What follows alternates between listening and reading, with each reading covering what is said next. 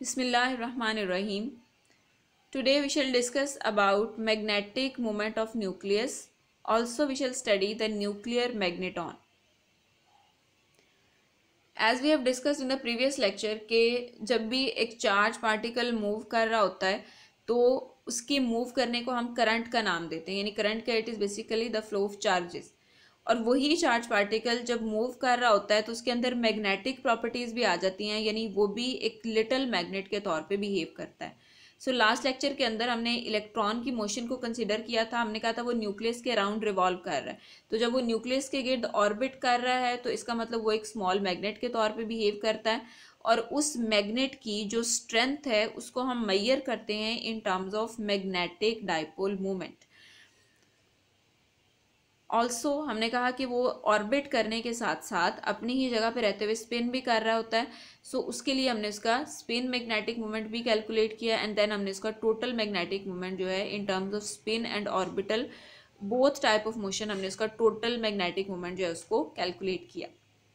अब उसी तरह से हमारे पास जो प्रोटॉन और न्यूट्रॉन्स है न्यूक्लियस के अंदर वो भी वहाँ पे मूव कर रहे हैं। और जब प्रोटॉन्स और न्यूट्रॉन्स, इनको इन जनरल हम न्यूक्लियॉन्स कहते हैं, जब वो न्यूक्लियॉन्स न्यूक्लियस के अंदर मूव कर रहे होंगे तो डेफिनेटली वो भी एक करंट प्रोड्यूस करेंगे और उनके साथ भी मैग्नेटिक प्रॉपर्टीज एसोसिएट कर रही होंगी, यानी वो भी एक लिटिल मैग्नेट के तौर पे बिहेव कर रहे होंगे। सो प्रोटॉन और न्यूट्रॉन जब वो न्यूक्लियस के अंदर मौजूद होते हैं तो वो भी एक स्मॉल मैग्नेट के तौर पे बिहेव कर रहे होते हैं, यानी उनके अंदर भी मैग्नेटिक प्रॉपर्टीज होती हैं। और बिल्कुल उसी तरह जिस तरह इलेक्ट्रॉन जब मूव करता है तो उसकी एक साइड नॉर्थ पोल बन जाती है, उस लूप की एक साइड साउथ पोल बन जाती है। इसी तरह जब आपका प्रोटॉन या न्यूट्रॉन जब स्पिन कर रहा होगा तो उसकी एक साइड जो है वो नॉर्थ पोल बन जाएगी, दूसरी साइड जो है वो साउथ पोल बन जाएगी, जिसको हम मैग्नेटिक डाइपोल का नाम देंगे। और उस मैग्नेटिक डाइपोल की जो स्ट्रेंथ है उसको हम मेजर करते हैं in terms of magnetic dipole movement, यानी जो मैग्नेटिक प्रॉपर्टीज प्रोटॉन के अंदर, न्यूट्रॉन के अंदर या इलेक्ट्रॉन के अंदर आती हैं उनकी स्ट्रेंथ को हम मापते हैं मैग्नेटिक डाइपोल मूवमेंट की मदद से। So the nucleons acts as small magnets in a nucleus. The strength of magnetism is measured by their magnetic moments. The spin magnetic moments of spin half particles such as proton is called nuclear magneton. अब ये जो nuclear magneton है ये बिल्कुल उसी चीज़ की replacement है जो कि हमने बोहर मैग्नेटॉन पढ़ा था इलेक्ट्रॉन के केस में। बिल्कुल उसी तरह न्यूक्लियर मैग्नेटॉन जो, या इसको हम इंट्रिंसिक मैग्नेटिक मोमेंट का नाम भी देते हैं, न्यूक्लियर मैग्नेटॉन जो है ये हमारे पास अपीयर होता है जब हम न्यूक्लियॉन्स की बात कर रहे होते हैं, यानी प्रोटॉन्स या न्यूट्रॉन्स की बात कर रहे होते हैं। सो बोहर मैग्नेटॉन म्यू बी जो था वो E H cut over 2m के बराबर था। वहाँ पे m जो था वो मैस ऑफ इलेक्ट्रॉन था। बिल्कुल उसी तरह न्यूक्लियर मैग्नेटॉन जो है वो भी E H cut over 2m के बराबर होगा, लेकिन यहाँ पे m जो है वो हमारे पास मैस ऑफ प्रोटॉन या मैस ऑफ न्यूट्रॉन दोनों चूंकि आइडेंटिकल होते हैं तो हम M P means mass of proton जो है वो यहाँ पे सब्सिट्यूट करेंगे। सो अगेन 1.6 इंटू 10⁻⁻19 हमारे पास प्रोटॉन के ऊपर भी इतना ही चार्ज होता है।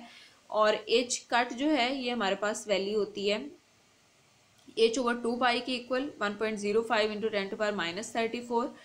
2 इंटू मैस ऑफ प्रोटॉन जो है हमारे पास 1.67 इंटू 10⁻27 के इक्वल आता है।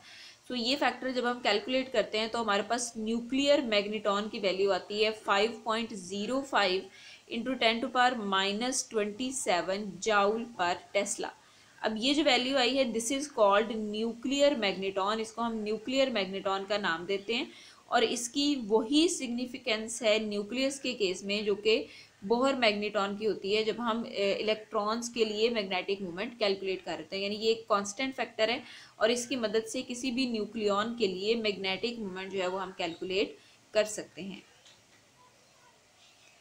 So magnetic movement of proton. अब हम प्रोटॉन के मैग्नेटिक मूवमेंट की बात करेंगे कि वो किस तरह से अराइज होता है, किन फैक्टर्स पे डिपेंड करता है।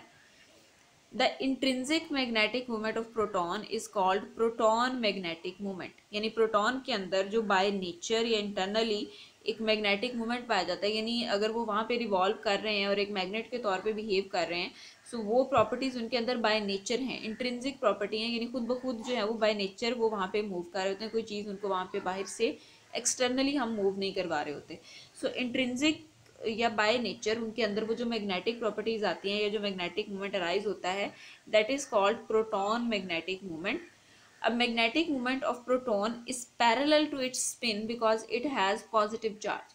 ये वही जो हमने लास्ट लेक्चर के अंदर बात की थी कि मैग्नेटिक मोमेंट और एंगुलर मोमेंटम ऑपोजिट डायरेक्शन में होते हैं, क्योंकि वहाँ पे इलेक्ट्रॉन की वजह से नेगेटिव चार्ज आ गया था.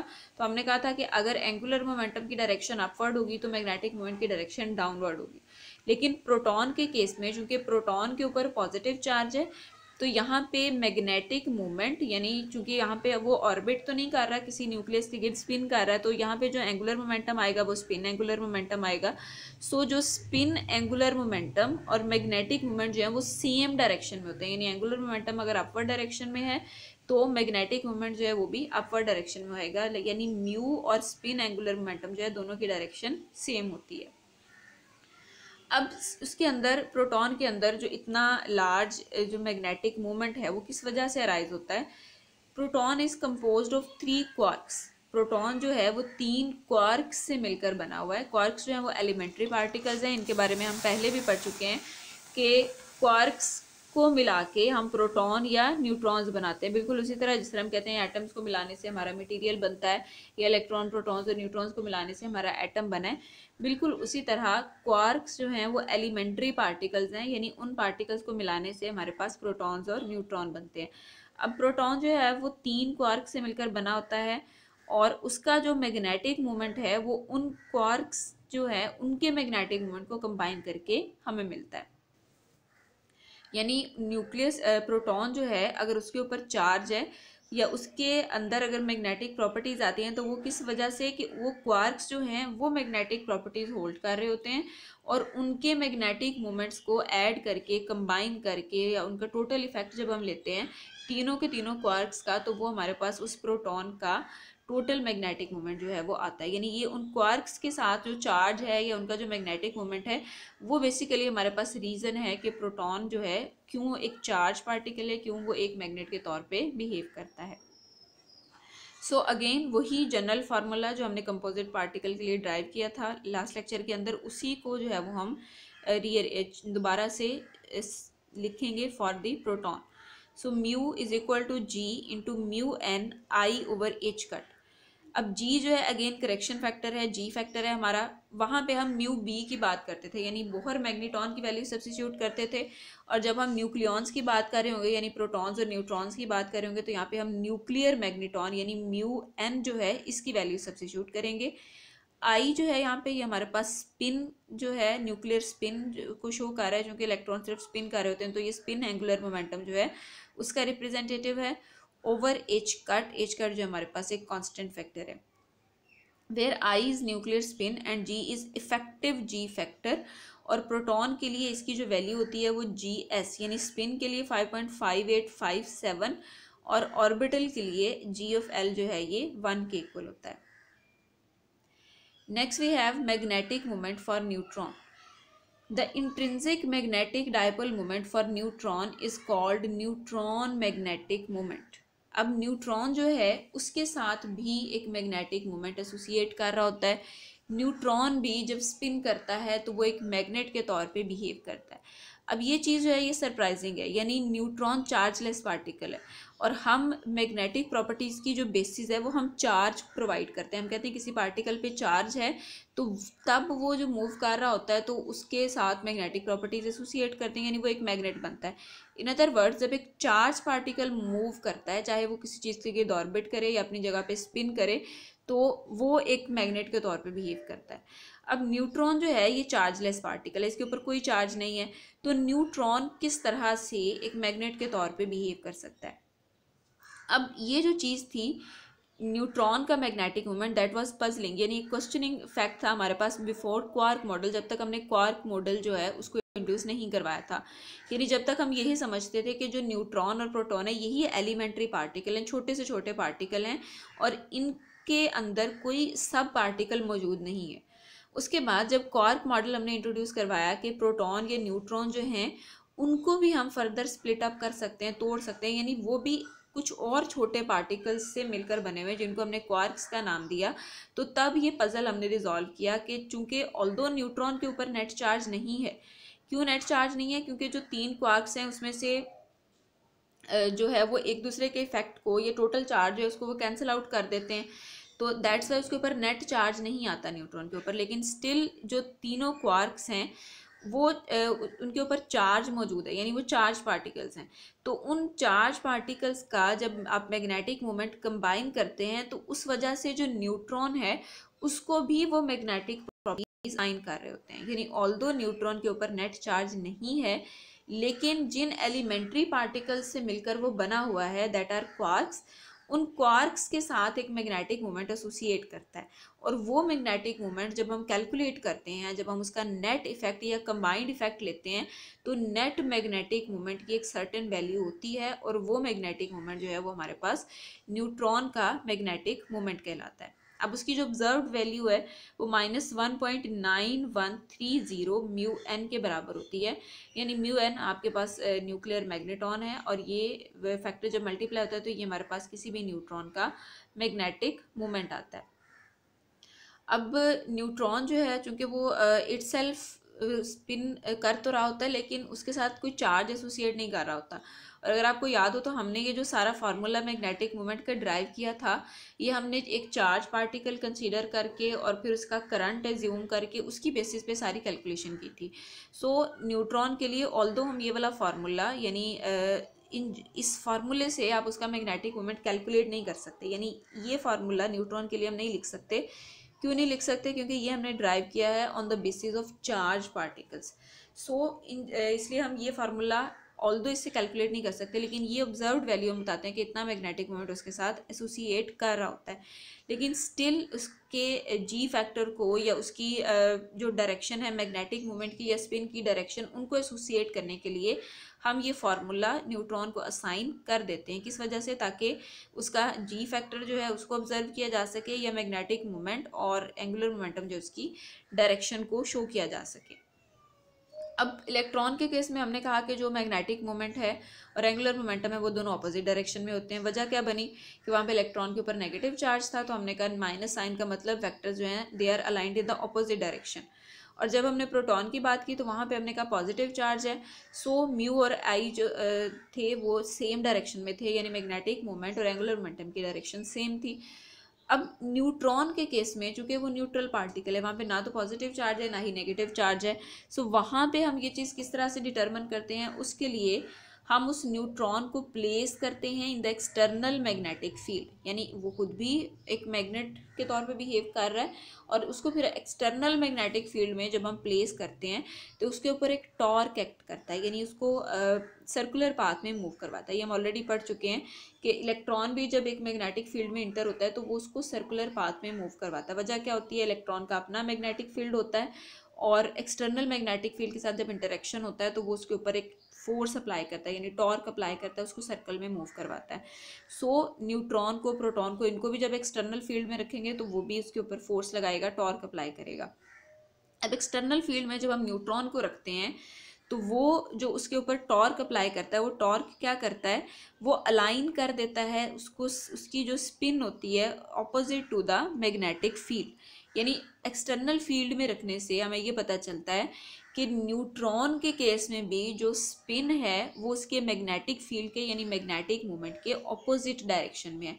तो यहाँ पे भी म्यू की और आई की डायरेक्शन जो है वो एक दूसरे के ऑपोजिट हम लेते हैं।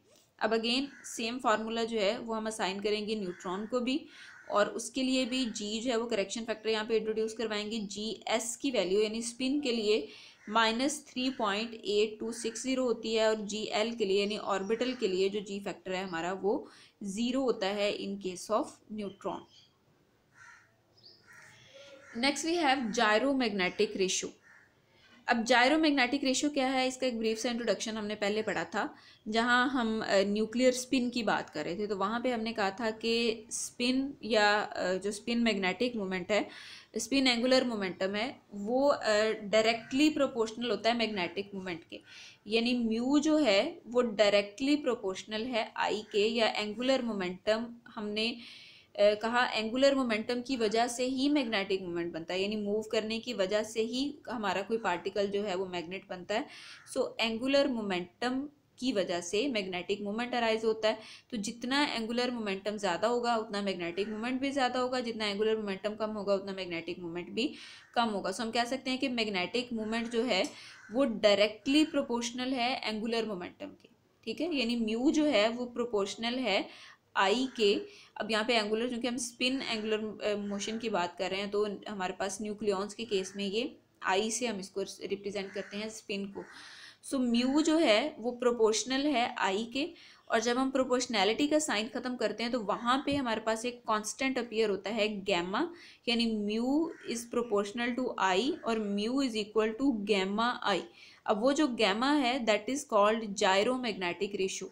तो mu is equal to gamma I, तो अगर आप आई को इस तरफ लाके डिवाइड करते हैं तो gamma is equal to mu over I, यानी उसी रिलेशन से हमने इसको ड्राइव किया है कि म्यू डायरेक्टली प्रोपोर्शनल है आई के, फिर प्रोपोर्शनैलिटी को ख़त्म करते हैं कांस्टेंट आता है गैमा, और उसको रीअरेंज करें तो गैमा जो है वो म्यू ओवर आई के इक्वल आता है। ऑल्सो हमें पता है कि जब भी दो फैक्टर्स एक दूसरे के डायरेक्टली प्रोपोर्शनल होते हैं तो उनका जो रेशो होता है, यानी उनको जब आप रेशो लेते हैं डिवाइड करते हैं तो हमेशा एक कांस्टेंट फैक्टर आता है। तो ये जो रेशो है मैग्नेटिक मोमेंट का to its spin angular momentum is called gyromagnetic ratio. यानी जायरोमैग्नेटिक रेशो क्या है? It is the ratio of magnetic moment to spin angular momentum that is mu over I. अब ये जो जायरोमैग्नेटिक रेशियो है ये डिफरेंट होती है फॉर डिफरेंट एलिमेंट्स, यानी हर एलिमेंट के लिए डिफरेंट होती है क्योंकि इसके अंदर डिफरेंट नंबर ऑफ प्रोटॉन्स और न्यूट्रॉन्स होते हैं, तो हर एक के लिए गैमा की वैल्यू डिफरेंट होती है। अब ये किस तरह से कैलकुलेट कर सकते हैं? यहाँ पे म्यू की वैल्यू पुट करें मैग्नेटिक मोमेंट के लिए, एक फार्मूला जो हमने ड्राइव किया है that is g, correction factor हम यहाँ पे ऐड करते हैं g factor, nuclear magneton into angular momentum over h cut, ये हमारे पास म्यू का फार्मूला है जो कि हम कई बार जो है वो पढ़ चुके हैं। अब यहाँ पे आई जो है वो आई से कैंसिल आउट हो जाएगा, g into mu n over h cut. तो यहाँ पे जी की वैल्यू डिफरेंट होगी क्योंकि प्रोटॉन के लिए और होती है, न्यूट्रॉन के लिए और होती है, हम पढ़ चुके हैं। सो जी की वैल्यू जब हम पुट करेंगे, म्यू एन भी कांस्टेंट है, न्यूक्लियर मैग्नेटॉन हम पढ़ चुके हैं, एच कट भी कांस्टेंट फैक्टर है। जस्ट जी की वैल्यू डिफरेंट होने की वजह से हमारे पास प्रोटॉन और न्यूट्रॉन दोनों के लिए गैमा की वैल्यू यानी जायरोमैग्नेटिक रेशियो जो है वो डिफरेंट आएगी। प्रोटॉन के लिए इसकी वैल्यू होती है 2.6752 इंटू 10⁸ रेडियन पर सेकेंड। रेडियन पर सेकेंड यानी वेलोसिटीज एंगुलर वेलोसिटी के यूनिट्स में हम इसको मेजर करते हैं।